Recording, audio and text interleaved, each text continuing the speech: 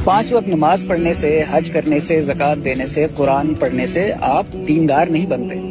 आप सिर्फ मुसलमान बनते हैं ऑन अ बेसिक लेवल। दीन का इम्तिहान तब आता है जब शौहर कहता है मेरी इज्जत की हिफाजत करो, जब माँ कहती है मुझे अहमियत दो, जब औलाद कहती है मेरी मर्जी से शादी कराओ, जब बीवी कहती है कि मुझ पे ध्यान दो, जब भाई कहता है कि मुझ पे नजर करो, जब दोस्त कहता है कि मेरी इस्लाह करो, जब दुकान कहती है मुझे हलाल खिलाओ, जब माल कहता है कि मुझे दूसरों पे खर्च करो, जब जानवर कहता है कि मेरी जबान को समझो, जब पड़ोसी कहता है मेरी नींद ना खराब करो,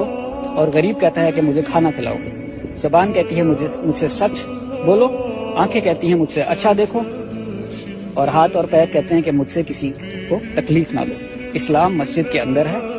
दीन मस्जिद के बाहर है।